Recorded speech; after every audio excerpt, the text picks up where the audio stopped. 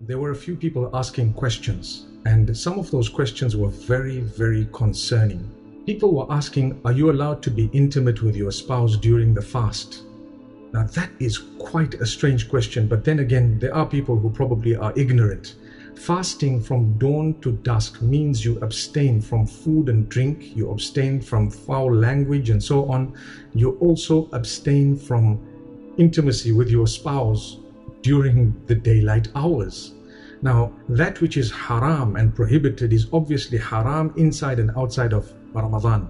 If someone was doing something haram and were to engage in haram during the fast, then that would be a double sin. One, for it being haram, and two, for it to be breaking the fast in that way. But another very, very important point is your own spouse as well. You cannot have intimacy with your spouse during the daylight hours of Ramadan. At night, it is permissible. The Quran expressly mentions the night and says that it is permissible. So it's not like you have to stay away from your spouse for the entire month. But my brothers and sisters, if someone does do that during the daylight hours of Ramadan, then it is a major sin. And in order to compensate for that, you would have to fast 60 consecutive fasts after Ramadan and seek the forgiveness of Allah subhanahu wa ta'ala. So it is something that people don't like to discuss, but it needs to be discussed. Someone also asked in the live session, is it permissible to masturbate during the fast? Does it break the fast? The answer is it definitely breaks the fast, and you would have to make that fast again sometime after Ramadan and seek the forgiveness of Allah subhanahu wa ta'ala. If it was haram and a person actually did something that was prohibited, then it makes the matter even worse, which means if you had fornication during the fast, then it's worse because that is prohibited even if you're not fasting. May Allah subhanahu wa ta'ala make it easy for us.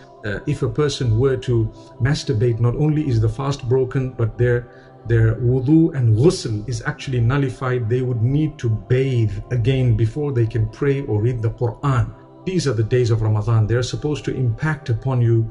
You're supposed to develop your relationship with Allah. Take them seriously and engage in some form of extra act of worship, even if it is just dua. A lot of us are very lazy when it comes to taraweeh, when it comes to extra dua, extra tilawa and recitation of the Quran, supplication. Please don't be lazy. These are not days to be lazy. We must make sure that we have done the best that we can and at least seek the forgiveness of Allah. So a question arises, what is the best supplication I could make?